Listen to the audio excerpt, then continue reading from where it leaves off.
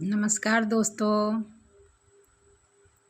मैं फेसबुक के माध्यम से आप सभी को कुछ बताना चाह रही हूँ। ये पर्यावरण के बारे में और भी बहुत कुछ है, तो मैं सोची हूँ कि आप लोगों के बीच आकर मैं साझा करूँ अपनी बातें। दोस्तों, आज दुनिया एक बहुत बड़े बदलाव से गुजर रही है। पेट्रोल और डीजल की किल्लत हो गई है, ये सबको पता ही होगा। मोदी जी बता चुके हैं देश को कि कितनी किल्लत हो गई है और किल्लत आगे भी बढ़ती चली जाएगी। और साथ ही प्रदूषण भी इतना बढ़ गया है, पृथ्वी कितनी गर्म हो गई है, कोई फसल हो नहीं रहा है।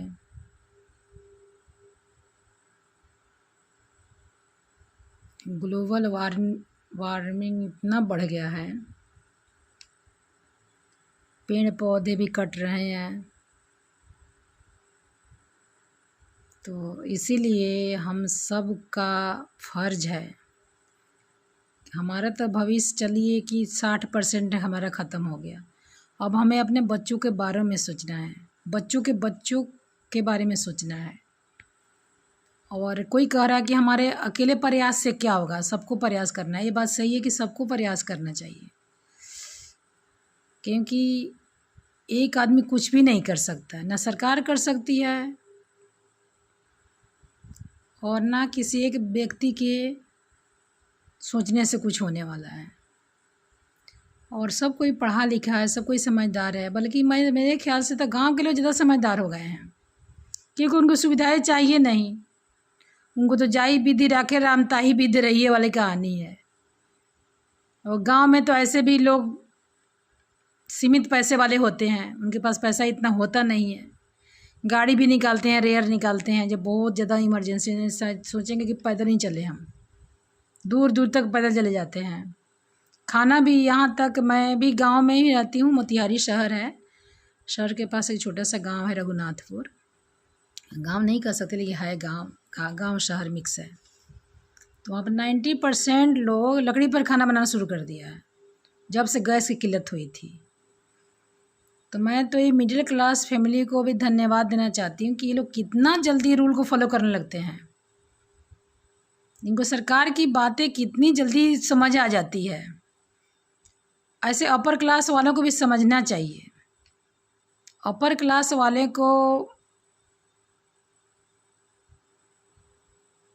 मुझे लगता है इससे ज़्यादा फर्क नहीं पड़ता है, क्योंकि उनको अपने सुविधाओं से मतलब है। और कोरोना जब आया था तो देखिए दोस्तों, कोरोना में एक भी गरीब नहीं मरा था, सारे हाई प्रोफाइल वाले की डेथ हुई थी, क्योंकि वो लोग ऐसे अपना आदत बना लिए हैं। एसी बिना नहीं रह सकते हैं, घर से निकले तो एसी, यहाँ तक कई घरों में तो बाथरूम तक एसी है, पूरा घर ही एसी वाला हो गया है। ज़्यादा सुविधा भी होना समझिए कि अपने सेहत से खेलने की बराबर है। और जैसे हम लोग माननीय प्रधानमंत्री का साथ दिए, नोटबंदी हुआ था कोरोना काल में, वैसे अब समय आ गया है फिर से कोरोना जैसा ही हमें करना पड़ेगा। घर से कम निकलिए, अननेसेसरी मत निकलिए, जब ज़रूरत हो तब निकलिए। कोशिश कीजिए कम से कम साधन में हम गुजारा कर लें। कुछ दिनों की बात है, साल 2 साल की बात है। साल 2 साल अगर हम लोग अपना फ्यूल बचा लें तो हमारा देश बच सकता है। नहीं तो इतना ना कर्ज हो जाएगा हमारे देश पर कि लोगों को सैलरी मिलना भी मुश्किल हो जाएगा। और जो ऑफिसर्स ग्रेड के लोग हैं, जो ये मंत्री लोग हैं, इन लोगों की सुविधाओं पर भी कंट्रोल करना पड़ेगा। मैं अपील करती हूँ माननीय प्रधानमंत्री जी से कि इसको भी मद्देनज़र देखते हुए 50% कटौती करना पड़ेगा इन लोगों को भी। क्योंकि इनकी गाड़ियों पर जो खर्च होता है, जो फ्यूल पे जो खर्चा होता है, इनके तो पॉकेट से जाता नहीं है, जनता के टैक्स से पैसे जाता है।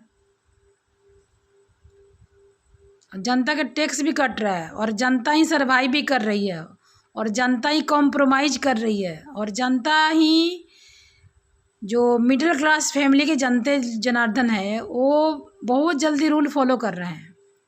यहाँ तक देखिए, जैसे 2-3 दिन पहले सब अनाउंस हुआ था, फ्यूल वाली बातें, सोना वाली बातें। खैर सोना तो मैं ख़रीदती नहीं हूँ, मुझे सोना से ऐसे दिलचस्पी नहीं है, लेकिन मैं कल ही जाके स्कूटी लाई हूँ, इलेक्ट्रॉनिक स्कूटी, जो मैं अभी आप लोगों को दिखा रही हूँ। मेरे पास 4 चक्का गाड़ी है, सीएनजी पेट्रोल है, लेकिन मैं उसको बिल्कुल गैरेज में लगा दी हूँ। आप लोगों को मैं दिखा रही हूँ, अपना स्कूटी खरीदी हूँ, आप लोग कोशिश कीजिए। और ज़्यादा कॉस्टली भी नहीं है ये 31,000 से स्टार्ट है।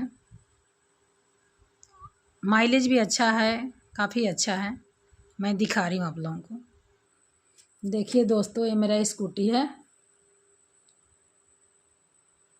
कल ही लाई हूँ स्कूटी को।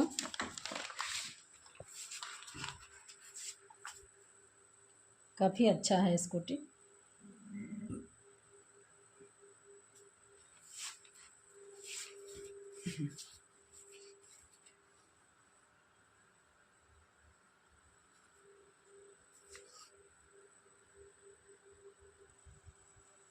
ये मेरी स्कूटी है और मैं बहुत खुश हूँ स्कूटी लेकर। मुझे कोई फ़र्क नहीं पड़ रहा है कि मैं गाड़ी चलाती थी और मेरे को धूप लग रहा है, अब कैसे होगा, ऐसा मुझे कोई फ़र्क नहीं पड़ रहा है, क्योंकि ये अपने शरीर को जैसे ढालिएगा वैसे ढल जाएगा।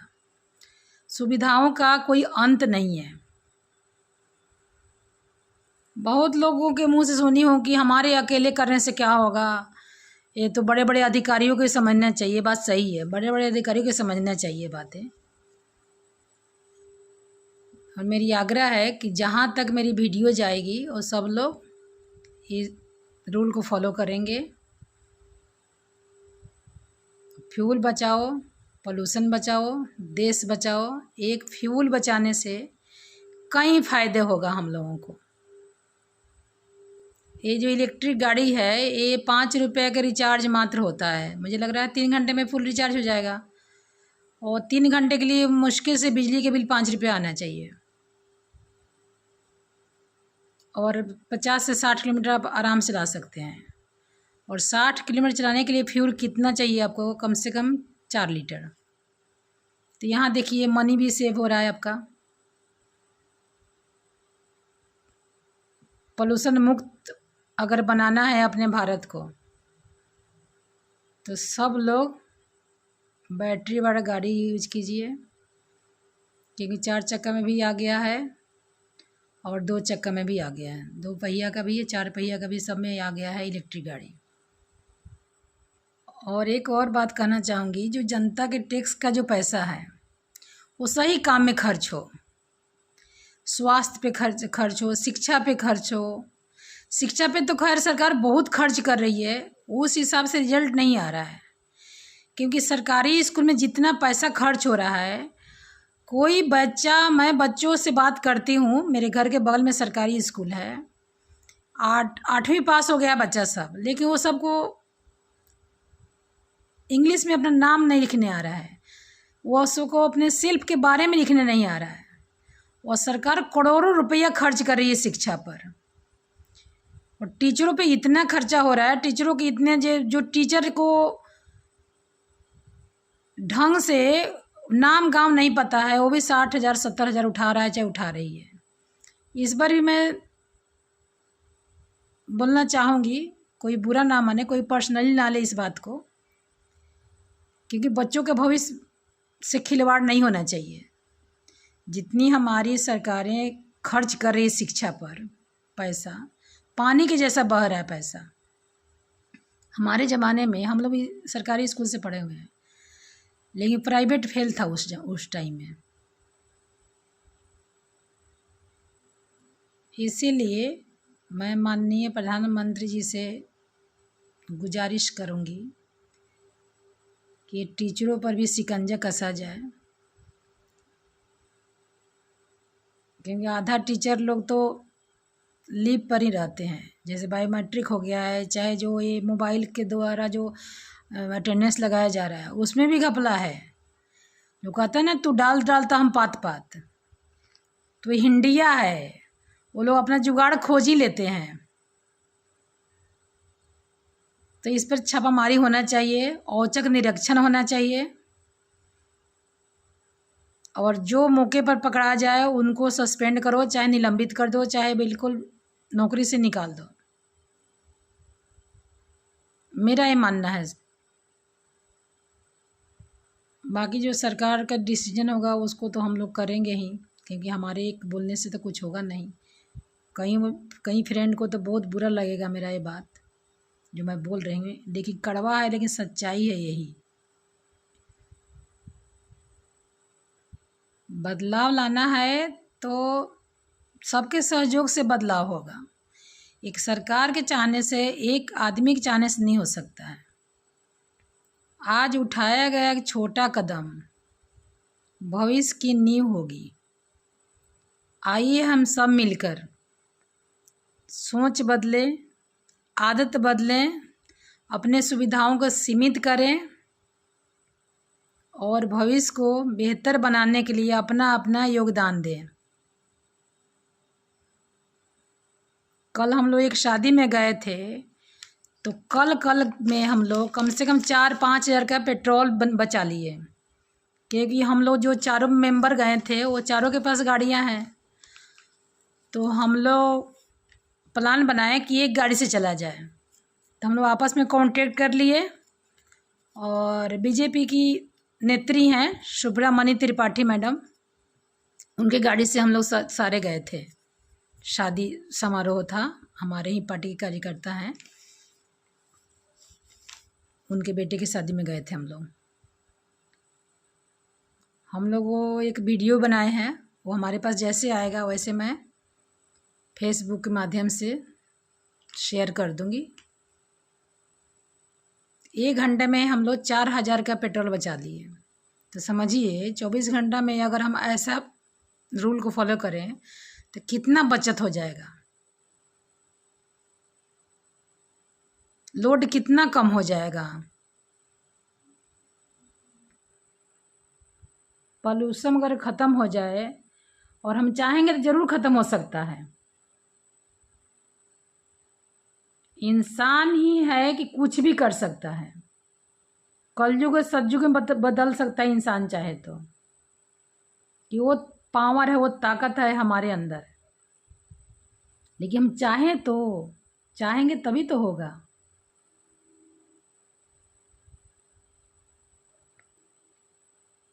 आज के लिए बस इतना ही। नेक्स्ट ब्लॉग में मिलूंगी आप लोगों से। धन्यवाद। ज़्यादा से ज़्यादा मेरा वीडियो शेयर कीजिए, अच्छा लगे तो। शुभ रात्रि।